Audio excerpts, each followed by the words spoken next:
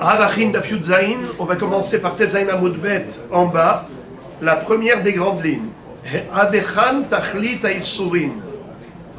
Amar Rabbi Elazar, Kol she'argu lo beged lilbosh ve'eno mitkabel alav. La Gemara se pose la question suivante. Qu'est-ce que l'on considère comme souffrance? Ça veut dire que, on le sait que dans la vie il y a des épreuves, chacun est son lot, chacun a ses problèmes. Il y a des grands et petits problèmes. La question est de savoir qu'est-ce qui peut rentrer dans le cadre de souffrance, de Issourim. Y a-t-il une limite? Alors, quel est l'intérêt de savoir ça? On peut se demander, mais pourquoi la Gemara s'interroge? Qu'est-ce qu'on appelle épreuve? Et la Gemara va nous donner ici des exemples. Regardez d'ailleurs. Exemple, on lui a préparé un costume et ça tombe pas juste. Le tailleur a pris les mesures et voilà, quand il arrive avec son costume, il est tout content, c'est le soir de son mariage, au Bar Mitzvah, et hop, il voit qu'il y a ici un défaut impossible, incroyable, et il souffre pendant toute la soirée. Il se dit, mais les gens, comment ils doivent le regarder? Et en plus, il a du mal à bouger ses bras. Ça, c'est des souffrances. Ça aussi, c'est une souffrance. Ça veut dire qu'il ne correspond pas à 100% à son corps. Matkif la Rabba Zeira Vetema Rabbi Shmuel Bar Nachmani Gdola Mizo Amru Afilu Nitkaven Limzog Behamin Umazgulo Betsonen Betsonen Umazgulo Behamin Be'at Amart Kulehai. Qu'est-ce que ça veut dire? Les rabbanim ont dit à Rabbi Elazar, tu exagères. Pour toi, la souffrance, elle doit être grande. Quelqu'un qui a commandé un costume, il a été chercher le tissu, il a fait fabriquer, il est parti plusieurs fois chez le tailleur pour les mesures, et finalement, résultat des courses, un costume défectueux. Ça, c'est une grande souffrance. Les souffrances, c'est bien moins que ça. Quand on pose la question à Adechan Tachlit Haïsourim, on peut considérer, dans le cadre d'Issourim, des épreuves, même des problèmes qui sont infimes par rapport à cela. Exemple, quelqu'un qui a commandé un verre de vin. À l'époque, je ne sais pas si vous connaissez ça aujourd'hui, moi en tout cas personnellement je n'ai jamais vu, il y a deux façons de boire du vin. Soit le vin frais, soit le vin chaud. Vous avez déjà bu du vin chaud? La montagne. Ouais. Du vin chaud, vous connaissez ça? Avec du sucre? Du vin chaud? La cannelle. À la montagne, c'est ce qu'on boit? Ah, parce qu'il y a de la neige. Alors on cherche à se réchauffer. On cherche les juifs. Ah ouais? Donc, et donc on prend un petit coup de rouge avant de passer au ski. Comme ça, on prend la piste rouge. On est chaud. Besséder Gamour. Donc, vous connaissez l'histoire. Bon. Nitkaven limzog behamin.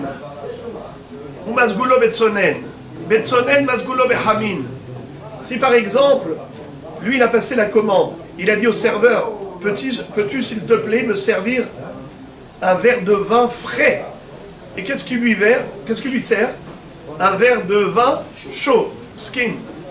Ou le contraire, il voulait du chaud, parce qu'il gelait, grelottait, il était en montagne. Qu'est-ce qui lui sert le serveur? Du vin frais. Mais c'est pas ce qu'il voulait.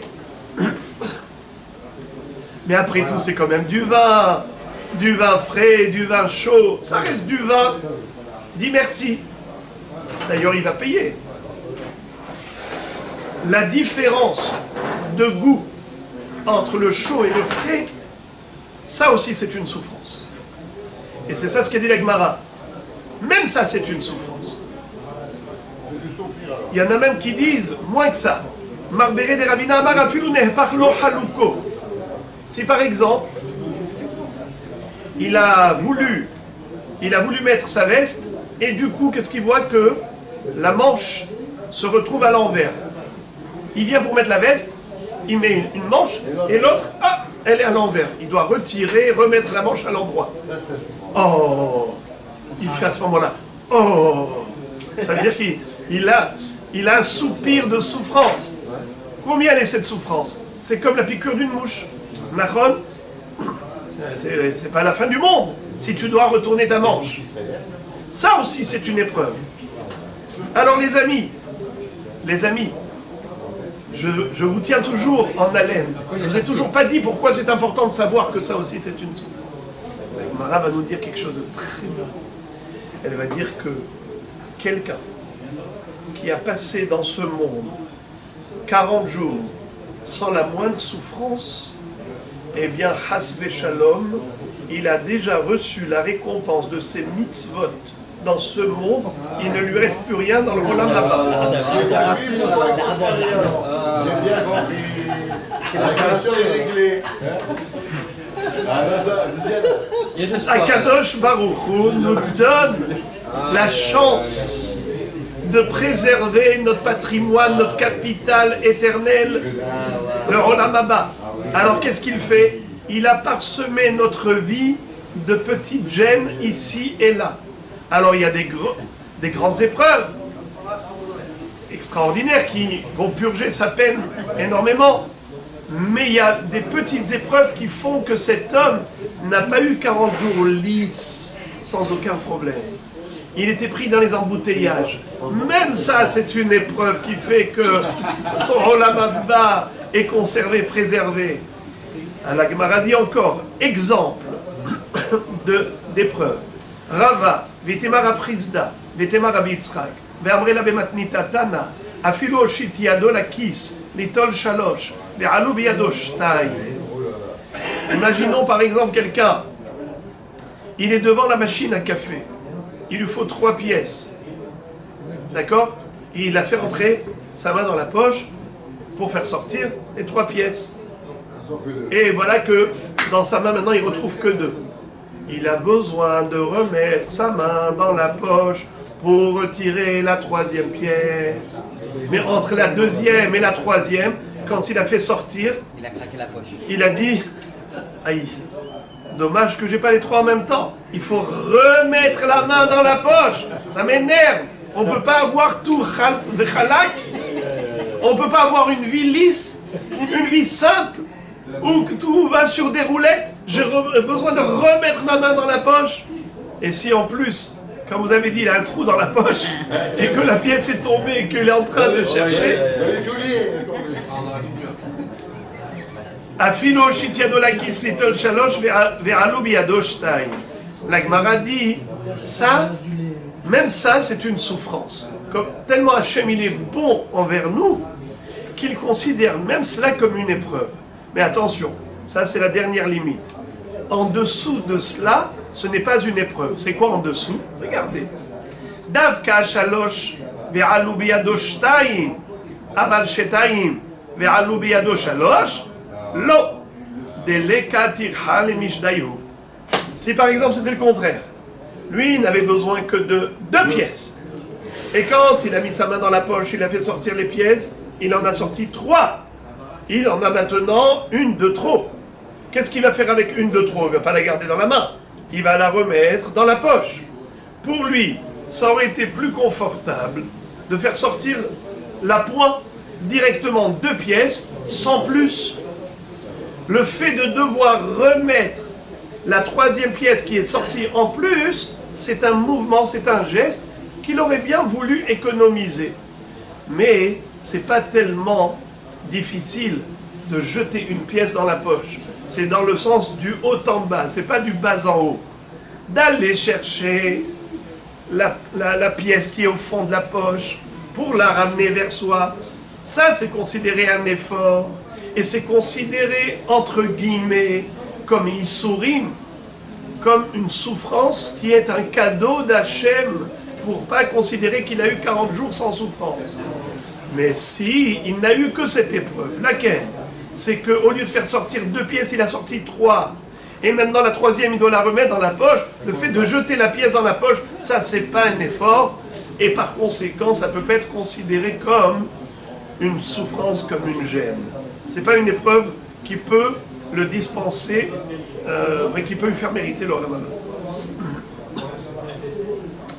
Et c'est ça ce que la Gemara maintenant pose comme question. Pourquoi est-ce qu'on a besoin de savoir quelle est la définition des preuves?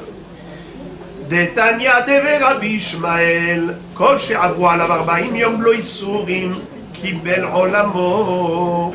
Celui qui a passé 40 jours sans épreuve, eh bien, il faut qu'il sache que il a reçu son Olam Haba dans le Olam Hazé. Alors ici, il donne une belle explication. Il dit, Miyad kshehata ha'adam me'at, mevi alav hakadosh baruch hu berov hasadav, me'at isurim, kede lemarek avonotav, she'ilu hayu ba'im עליו כל האיסורים המגיעים לו בבת אחת הוא לא יכול לעמוד, זה גם מעורר אותו לפשפש מעשיו ולטיבה. C'est le Maharsha qui dit qu'Akadosh Baruch Hu il envoie beaucoup de petites épreuves plutôt que d'envoyer une seule très grande.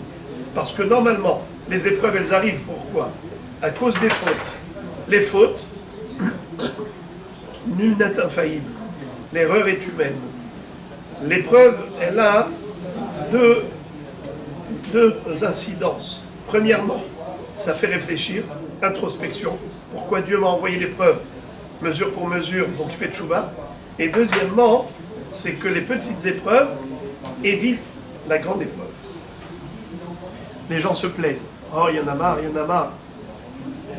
Ils veulent le calme plat. Et à chaque fois, il y a quelque chose qui arrive. Oh, j'aurais pu économiser ça quand même. Dis merci Hachem. C'est-à-dire que les gens, ils payent beaucoup. Le grenier, c'est de rembourser vite. C'est paradoxal. Vaut mieux grenier que d'acheter. Non? C'est ça t'embête. Si tu dis c'est pas grave, bah, c'est comme si il y avait rien. Je peux poser une question. Parce que ces épreuves-là, elles viennent d'Akadosh Baruch Hu. Il n'y a pas des épreuves qui ne viennent pas d'Akadosh Baruch Hu et qui sont pour rien du tout. C'est la question. Hakol bide shamaim chutz mitzinim ou pachim. Il y a deux problèmes qui peuvent arriver de l'homme, c'est le froid et le chaud. L'homme, il sort quand il fait froid, sans le manteau et sans l'écharpe, tant pis pour lui s'il est malade. Mais sinon, toutes les autres maladies, ça vient de là-haut. Bema'araba Amre. En Eretz Israël, on disait pour Anout Misdamen Etlo. Qu'est-ce que ça veut dire? C'est que le risque qu'il aurait pu avoir, c'est qu'il aurait pu avoir une grande épreuve très grave, et Akadosh Baruch Hu l'a sauvé de cette grande souffrance. Il lui a envoyé nombreuses petites souffrances pour empêcher le grand malheur. Tanya Rabbi Eliezer Hagadol Omer, אלמלא בא הקדוש ברוך הוא עם אברהם, יצחק ויעקב בדין, אין יכולים לעמוד מפני התוכחה, שנאמר, ועתה יתייצבו וישפט איתכם לפני השם, את כל צדקות השם אשר עשה איתכם ואת אבותיכם. Qu'est-ce que ça veut dire? Le Sfat Emet dit que le rapport entre ce Mahamar et le sujet précédent, c'est de nous expliquer pourquoi on a besoin d'épreuves. Eh bien, on aurait pu dire, mais attends, l'homme a été créé par Dieu pour profiter. Qu'est-ce qu'on a besoin des épreuves? On a besoin d'épreuves. Hein? Alors il dit, personne ne peut dire, je ne mérite pas de kapara parce que je suis parfait. Car la perfection n'est pas de ce monde. À tel point que si Akadosh Baruch voulait tenir rigueur, même à nos patriarches, Abraham, Yitzhak et Yaakov, qui étaient tellement parfaits, malgré tout, devant l'infinie grandeur de Dieu, nul n'est parfait. Ça veut dire que si Akadosh Baruch voulait tenir rigueur même au plus grand tzadikim, il n'aurait pas pu tenir devant lui. Car est-ce qu'un homme peut être considéré parfait dans son comportement par rapport à ce que Dieu mérite? Dieu est infini. Il mérite l'infini dévouement. Il mérite l'infinie perfection. Or, l'homme n'est pas parfait. De ce fait, il y a toujours des manquements. Mais Akadosh Baruch Hu, il prend en considération notre faiblesse. Ki hu yada itzrenu, zachur ki afar anachnu. Akadosh Baruch Hu prend en considération la réalité humaine. On n'est pas parfait, c'est vrai. Mais Hachem, comme il le sait, que nous sommes faibles, alors il prend en considération cette réalité. Mais si Akadosh Baruch Hu voulait tenir rigueur, alors même Avot Akadoshim, Abraham, Yitzhak et Yaakov n'auraient pas pu tenir. C'est pour cela que on considère qu'on a tous une défaillance, et donc à chacun, quand Akadosh Baruch Hu envoie cette épreuve, ces petites épreuves, il doit dire merci à Hachem. Kaparat avonot. Car nous avons des avonot, et personne ne peut dire je suis parfait devant Dieu, pourquoi il m'a envoyé ces épreuves. La Gemara maintenant, puisqu'elle a parlé de Shmuel Hanavi, c'est lui qui avait dit au Bnei Israël, Ve'ata ityatzvu v'yishafeta itechem v'nei Hashem et kol tzidkot Hashem asher asa itechem v'et avotechem. Eh bien, Shmuel Hanavi était le dirigeant de sa génération. C'était le grand maître à son époque. Mais dans chaque époque, dans chaque génération, il y a des dirigeants. Il y a des guides.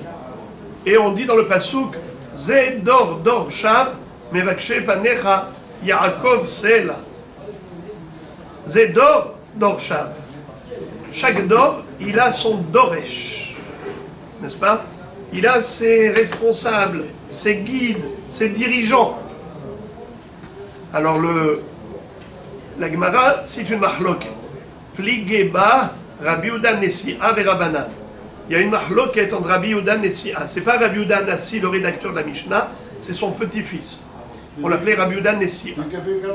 Exactement. Et les Hachamim, ils étaient en mahloket. Had Amar, Dor les filles Parnas, Had Amar Parnas les filles Doro. Zedor, Dor Shav. Dor c'est qui? C'est la génération. Doresh c'est qui? C'est le guide. Alors, est-ce que le guide il est en fonction de la génération? Ou bien est-ce que la génération elle est en fonction du guide? Qui est-ce qui va influencer l'autre? Qui va impacter l'autre?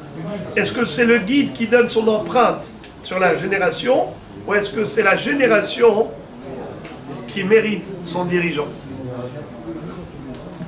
La Gemara dit, les mahil cheta, et les malema aliota, des morts savar im ale dara maale parnas, ou morts savar im ale parnas maale dara, haïka tzidkiya de ava maale, vedare lo ava maale, vehayo yakim de lo ava maale, vedare ava maale. La Gemara dit, c'est juste impossible. On ne peut pas affirmer une chose pareille, que il y a un rapport de cause à effet entre le guide et la génération, ou la génération par rapport au guide. Ni le guide entraîne le niveau de sa génération pour être égal au sien, et ni la génération n'entraîne son guide pour être égal à son niveau. Preuve, on avait la génération de Yehoyakim. Yehoyakim, c'était un roi racha, et pourtant sa génération était des tzadikim. Tzidkiyahu, c'était un roi tzaddik, et pourtant sa génération était des Rechaim. Donc tu vois qu'il n'y a aucun rapport entre le guide et la génération. Ne me dis pas Zedor, Dorshab, et l'un me dit c'est le Dor qui influence, c'est le Dor qui entraîne le niveau du Doresh, et l'autre dit non, c'est le Doresh qui influence le Dor. Ce n'est pas vrai. Tu vois qu'il peut y avoir un décalage de niveau. Et si c'est des exceptions, ça veut dire qu'il n'y a pas de règle. Le les pasuk. exemples, ils ne sont pas évidents. Le pasuk dit Zedor, Dorsha. Ça veut dire qu'il y a un rapport de cause à effet entre les deux. Donc c'est sans exception. Et la Gemara, pour enfoncer le clou de la question, Amar Rabbi Yochanan, Mishum Rabbi Shimon bar Yochai, Maï dirtiv, Bereshit Mamlechut Yehoyakim ben Yoshiaou melech Yehuda, Bereshit Mamlechet Tzidkiya. Pourquoi on a employé le terme Bereshit lorsqu'on a parlé de Malchut Yehoyakim et de Malchut Tzidkiya? Yehoyakim qui était Racha, qui a régné sur une génération de Tzadikim, et Tzidkiyahu qui était Tzadik, qui a régné à l'époque de Rechaim. Pourquoi? Pour les deux, on a employé le terme Bereshit. Bereshit Mamlechut Yehoyakim et Bereshit Mamlechet Tzidkia. Réponse. Bikesh HaKadosh Baruch Hu להחזיר את העולם לתוהו ובוהו בשביל יהויקים, כיוון שנסתכל בדורו, התיישבה דעתו. ביקש הקדוש ברוך הוא להחזיר את העולם לתוהו ובוהו מפני דורו של צדקיהו, כיוון שנסתכל בצדקיהו, נתיישבה דעתו. Qu'est-ce que ça veut dire? Le mot Bereshit nous renvoie à la création du monde, au commencement. Et avant que Dieu crée le monde, eh bien, c'était le néant, ex nihilo. Hachem a créé à partir du néant. Eh bien, à l'époque de Yehoyakim, Dieu a voulu réduire le monde au néant. À cause de qui? À cause de ce rachat de Yehoyakim. Grâce à qui le monde a été sauvé? Grâce à la génération, qui eux étaient des tzadikim. Pareillement, à l'époque de Tzidkia. Mais là, c'était le contraire. Dieu a voulu réduire le monde au néant à cause des Rechaim de cette génération. Grâce à qui le monde a été sauvé? Grâce au roi Tzidkiaou, qui lui était tzadik. Donc une fois, c'est le roi qui est tzadik, les gens sont Rechaim, le roi protège le peuple. Parfois, c'est le contraire. C'est le roi qui est rachat, et c'est le peuple qui protège le roi. Fin de la fin de la Gemara du Pérec. Ella, le'inyan tukpa venihuta kamrinan. Qu'est-ce que ça veut dire?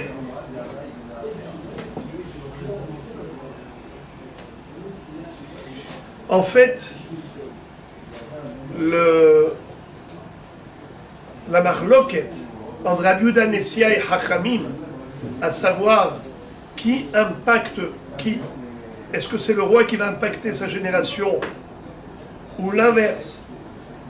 La génération qui va entraîner le roi, en fait, il ne s'agit pas de tzaddik ou rachat, car on a vu qu'il y avait un décalage entre Tzidkiaou et sa génération, entre Yehoyakim et sa génération. Donc ne me dis pas qu'ils sont du même niveau spirituel, ça c'est juste impossible. Alors de quoi s'agit-il lorsqu'on dit Zedor Dor Shav? Les filles adorent Hadoresh, ou les filles adoresh, ador, Mahloket Rabbi Yehuda Chachamim, c'est par rapport à Tukfa Venihuta. Qu'est-ce que ça veut dire Tukfa Venihuta? Enfin, c'est le caractère dur ou le caractère tendre. Vous avez des gens qui sont agréables, doux, avec une approche qui est tellement humaine, c'est une relation facile. Et vous avez des gens qui sont compliqués. Tout ce qu'il y a avec eux, c'est toujours compliqué. Il n'y a rien qui peut aller hadre halak. Il n'y a rien de lisse. Alors, il nous dit d'où ça provient ça. Et d'ici la génération, entre eux, ils adorent les bras de fer. Akadosh Baruch Hu va leur mettre à leur tête un dirigeant qui est aussi très dur. À l'instar de ce qu'ils sont. Le Doresh, il est le reflet du Dor. Zedor, Dorsha. Et l'autre dit le contraire. Lorsque le Doresh, il est comme ça, dur, eh bien il va influencer le peuple. C'est lui justement qui va impacter la société. Zedor à cause du Doresh. Si la génération elle est comme ça, des gens qui ne pardonnent pas l'un à l'autre, c'est parce que les dirigeants eux-mêmes sont des gens durs, qui se crêpent les chignons à longueur de temps, donc ils font régner dans le pays non pas un regard aimable de l'un sur l'autre, mais au contraire, chacun tire la nappe de son côté avec des politiques à n'en plus finir. Ça c'est l'influence du Doresh sur le Dor. Zedor, c'est à cause du Doresh. Ça, c'est pour le peuple juif ou c'est pour l'ensemble des nations? Mevakshe panecha Yaakov, c'est là. Enfin, on a terminé le Perek. Perek Sheni, Hadran Alach, Yesh, Ba'arachim. Et maintenant, nous allons entamer, Be'ezrat Hashem, le nouveau Perek. Alors, comme je vous l'ai dit, que les premières Mishnayot de ce Perek, elles forment une seule entité. Et je vous invite maintenant donc à une exploration des Mishnayot avant d'entamer la Gemara, juste pour avoir une vue d'ensemble. Alors regardez la première Mishnah, on va la lire. Heseg Yad ban Noder, Vehashanim ban Nidar, Veha'arachin ban Ne'erach, Veha'erech bizman ha'erech. Il y a là dans cette Mishnah, dans cette phrase que je viens de lire, 4 titres. Je répète. Heseg Yad ban Noder, Vehashanim ban Nidar, Veha'arachin ban Ne'erach, Veha'erech bizman ha'erech. Et ensuite la Mishnah explique. Heseg Yad ban Noder ketzad. Ani she'erich et ha'ashir noten erech ani. Ashir she'erich et ha'ani noten erech ashir. Après ça, la Mishnah ouvre une parenthèse qui ne concerne pas Masechet Arachin. C'est juste une comparaison avec un autre sujet où on retrouve le même principe. C'est le Inyan des Korbanot qu'on appelle Korban Olev Yored. Qu'est-ce que ça veut dire Korban Olev Yored? Le Metzora, par exemple, il doit apporter, le jour de sa purification, un Korban. Mais ce Korban Hatat qu'il doit apporter, il est Olev Yored. Ça veut dire il monte et il descend. Il est dépendant du rang social auquel il appartient. En fonction de ses moyens, il apporte du Korban. S'il est riche, il apporte une Behema. S'il est pauvre, il apporte un nid d'oiseau, 2 tourterelles ou 2 colombes. S'il est très pauvre, eh bien il apportera minha, la farine avec de l'huile d'olive. N'est-ce pas? Ce qu'on appelle imdalhu, dal. Il y a dalé dalut. D'accord? Alors, lisons juste cette parenthèse que la Mishnah a citée au milieu. Vechen, pardon, aval bi korbanot enochen, mais dans les korbanot c'est pas pareil. Hare she'amar korbano shel metzora ze alai, aya metzora ani, mais bi korban ani. Ashir, mais bi korban ashir. Rabbi Omer ani, af ba'arachin chen. וכי מפני מה עני שעריך את העשיר נותן ערך עני שאינה עשיר חייב כלום אבל עשיר שמר ערכי עליי ושמע עני ואמר מה שאמר זה עליי נותן ערך עשיר. Tout ça c'est la parenthèse. Je vous invite à tourner la page. Regardez la Mishnah dans Yud Zayin Amud Bet, la Mishnah en haut. Haya ani ve'ashir, ashir ve'ani noten erech ashir. Rabbi Yehuda Omer, Ani ve'ashir ve'hazar ve'ani noten erech ashir. Aval bekorbanot enoken. Afilu met avi ve'niach lo ribbo osfinato bayam uba'alo beribboot en la hekdesh bah klum. D'accord? Maintenant, regardez Daf Yudchet. Daf Yudchet, la Mishnah. La Mishnah. Hashanim banidar. Ketzad. Yeled she'erich zaken.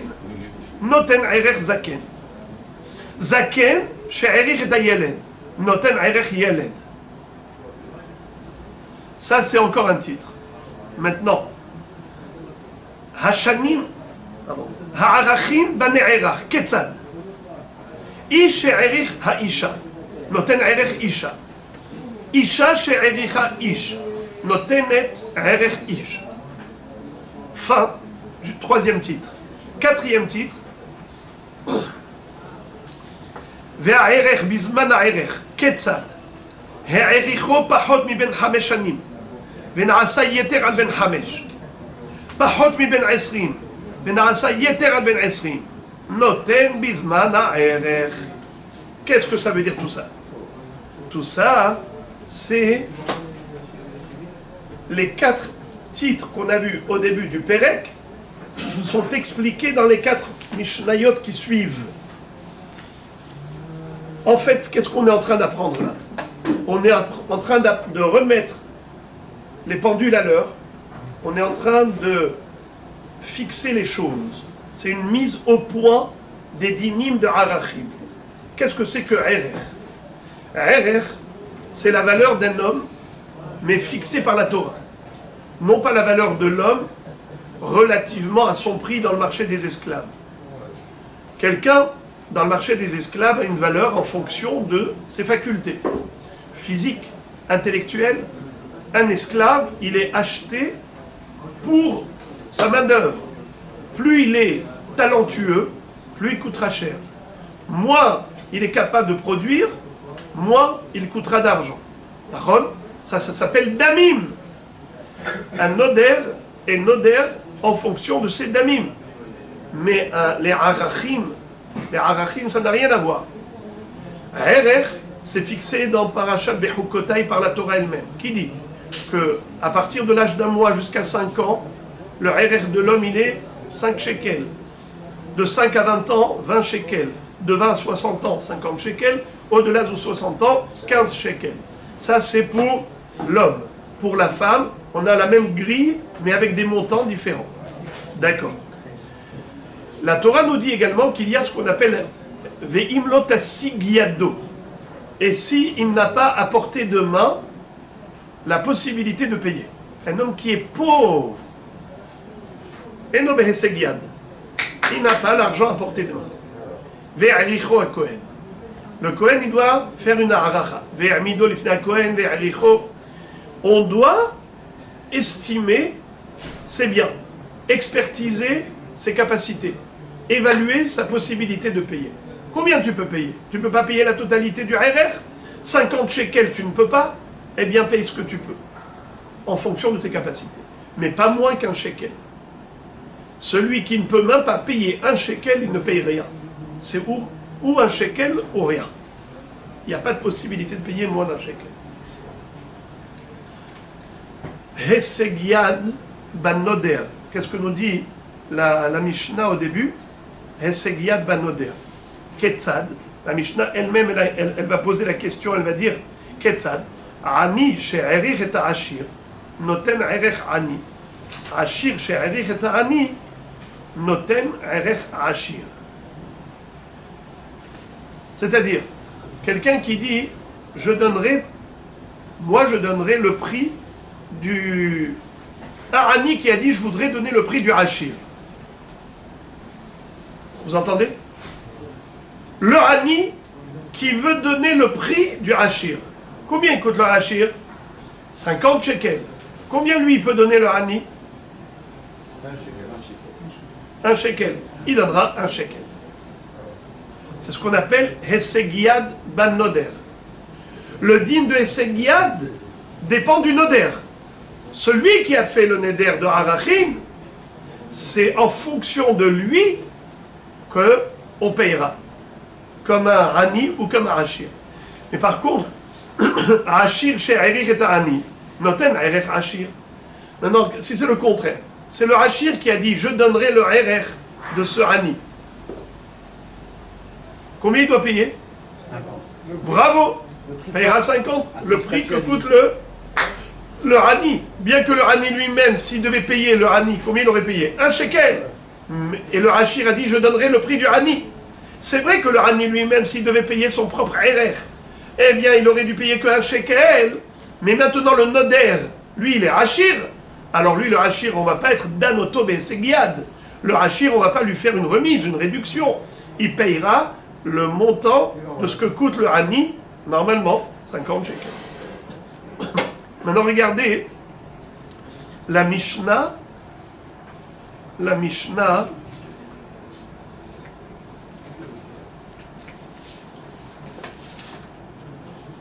de Daf Yutret.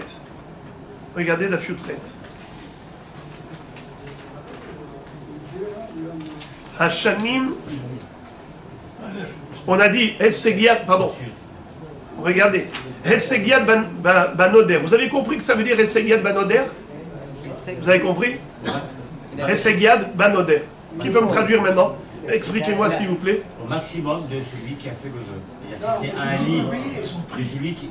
Son prix, oui. C'est-à-dire si c'est un lit, son maximum c'est un shekel, ça shekel. Si c'est un hachir, son maximum c'est 50, donc c'est 50. Même si la personne qui sert de référence, elle coûte plus cher. On va d'après qui? Le Noder. Bravo. Maintenant, c'était quoi la phrase d'après? C'est quoi la deuxième phrase dans notre Mishnah au début du Perek? Ve'ashanim banidar. C'est quoi Hashanim banidar? Tournez la Mishnah d'Daf Yud-Chet, regardez maintenant. Vous voyez la Mishnah au milieu de la page, s'il vous plaît?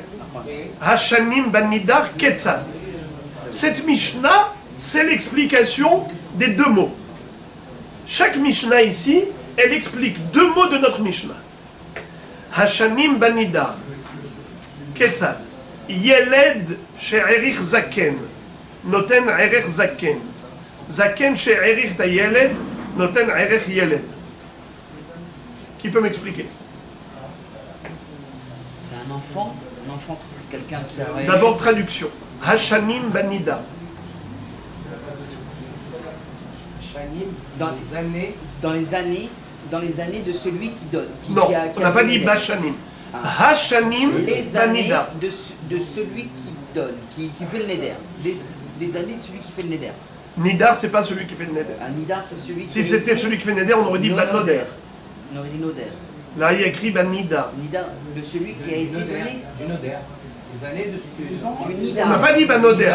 Non, du On a nidar. dit Hesegiat banoder. Ve'ashanim banidar. Donc on voit bien la différence entre noder et nidar. Noder, c'est Alors, que celui veut dire Hashanim banidar? Je relis la Mishnah, essayez de m'expliquer. Je relis. Bravo. Voilà. Hashanim banida. C'est-à-dire que lorsque quelqu'un a dit, par exemple, moi je suis entre 20 et 60 ans. Je suis Yélène, un petit genou. Moins de 60 ans, c'est encore un petit genou. Il a fait un éder de donner le RR de qui d'un zaken. Un zaken, c'est 15. Zaken, bravo. Un zaken au-delà de 60 ans, c'est 15. Alors combien il doit donner? Maintenant, celui qui a fait le neder, il était moins de 60 ans. Yélène. Donc, Celui qui a servi de référence, il est plus de 60 ans. Zaken. Combien on donne? Les filles à Noder ou les filles à Nidar? Bravo. il fait un nidar. Hashanim banidar. L'âge qui va nous servir de référence par rapport au prix.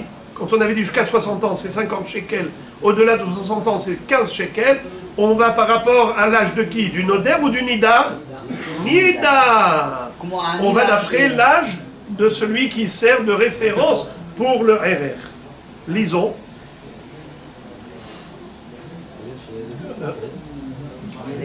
Yeled she'arich zaken, vezaken she'arich yeled. Nachon? Dans ce cas-là, zaken, je répète. Hashani banidar ketzad. Yeled she'arich zaken, noten erech zaken. Zaken she'arich ta yeled, noten erech yeled. C'est bon? C'est logique.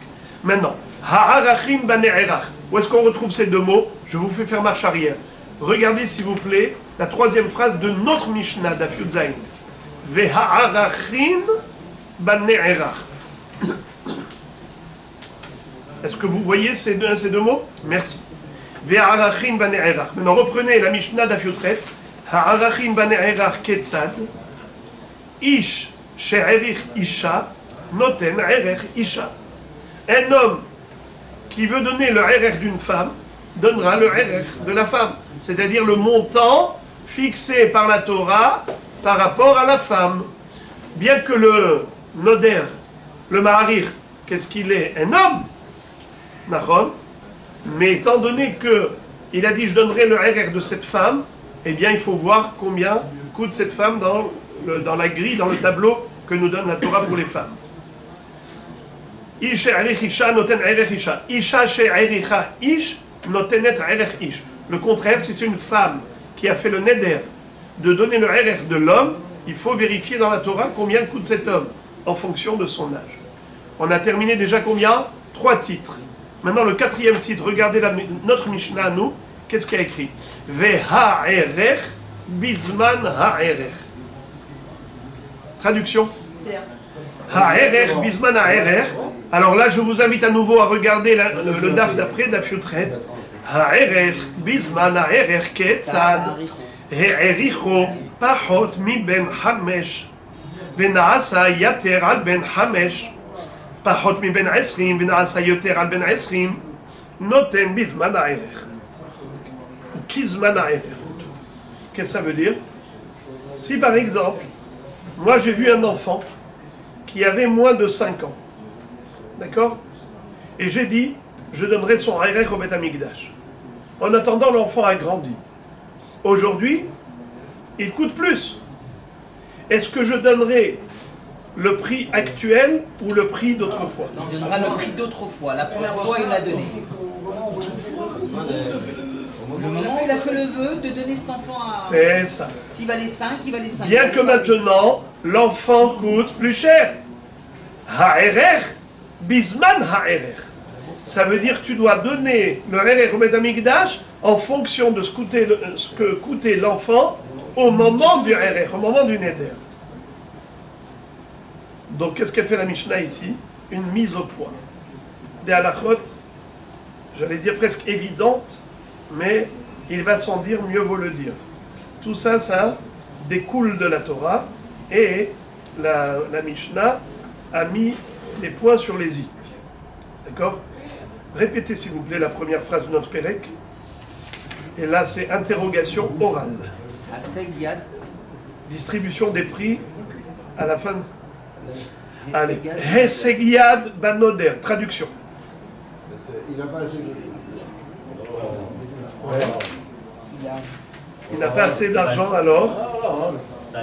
On va chez le Cohen, il voit comment il peut payer. Très bien. Maintenant, quel est le din si celui-là, il a dit je veux donner comme le hachir? Il paye comme un ami.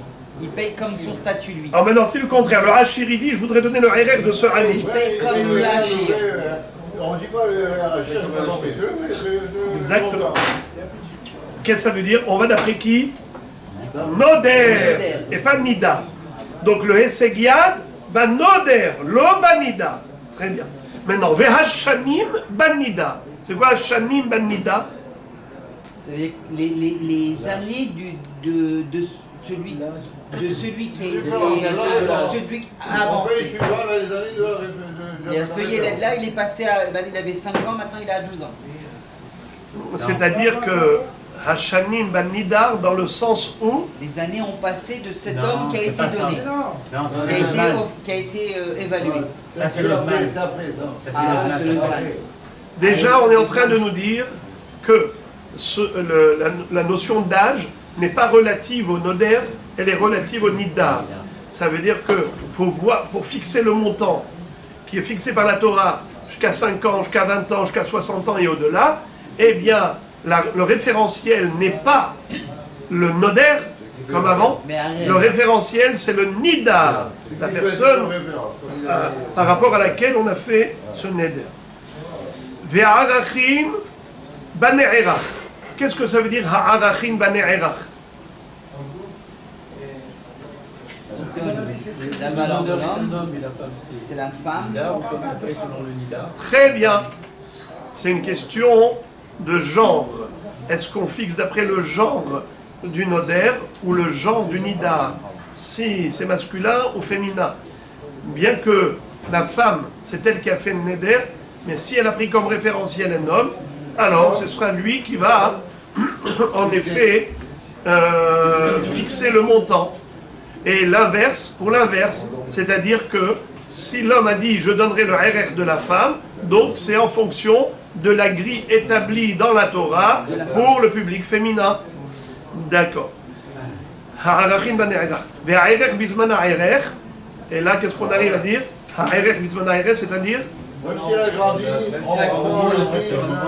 quand il a fait dans le cas. Il avait 5 ans, il passe plus de 20 ans. Exactement, exactement. Donc peu importe s'il y a eu changement d'âge et évolution,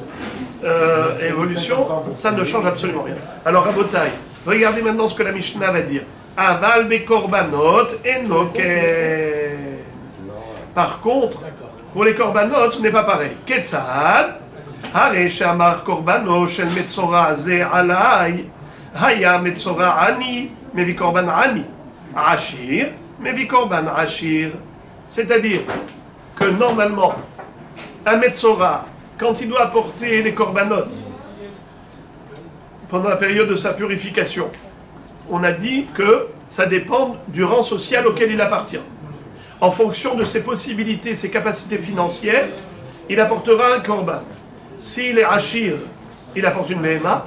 S'il est Ani, eh bien il apporte un Zoug de Bnei Yona au Bnei Torim, Torim au Bnei Yona. Et s'il est très pauvre, il apporte un korban mincha.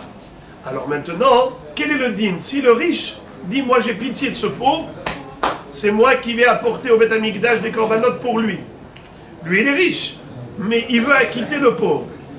Est-ce que la référence sera le pauvre ou la référence sera le riche? Le riche. Alors justement, regardez ça. Aval bekorbanot enoken. Hare she'amar korbano shel metzora ze alai. Haya metzora ani. Mevi korban ani. Ashir mevi korban ashir. C'est-à-dire que, qu'est-ce qu'on avait dit à propos du noder? Lorsque on avait dit que Etsegiad Banoder, si le Ne'erach, il est pauvre, il donne comme le Ne'erach. Il donne comme le Ne'erach. Mais s'il est riche, non. Alors ici, dans les korbanot, on est en train de nous dire Korbano shel Metzora ze alai. D'accord? Si le Metzora il était Ani, alors il doit apporter Korban Ani. Mais vie Korban Ani. Les corbanades comme le truc. Et ça revient au même. Le riche. Est-ce que ça ressemble aux korbanot ou c'est différent? Moi, je trouve que ça ressemble. Non, mais en fait, les korbanon, ils sont donnés pour le rachat d'une. C'est le contraire. C'est le contraire. Le Hachir. Regardez la différence. Au niveau des korbanot, si le Hachir dit je vais apporter le korban du Metzora, et le Metzora il était Ani, quel est le din? Il donne comme le Metzora. Il donne comme le Metzora qui est Ani. Pour le korban. Il a dit que c'est le contraire. Et alors c'est le Hani. Et si c'est un Ani qui dit je vais apporter les korbanot du Hachir, il apporte comment? Je répète. Le Metzora, c'est le référentiel. Le Metzora, c'est le référentiel. C'est lui le référentiel. Et donc, si lui, il est riche, le Hachir qui dit je vais apporter le korban du Metzora qui est riche, eh bien le Hachir, il doit apporter un korban comme pour un riche. Mais si le Metzora, il est Ani, et il dit je vais apporter le korban du Metzora, qu'est-ce qu'il doit apporter? Korban Ani. Même si lui-même il est Hachir, mais étant donné que le Metzora est Ani, donc il apporte comme le Ani. Alors que dans les Harachim, c'était quoi? Le contraire. Si le Hachir dit je vais donner au Beth Amikdash le RR du Ani, qu'est-ce qu'il doit apporter? Et non pas comme Hessegiad.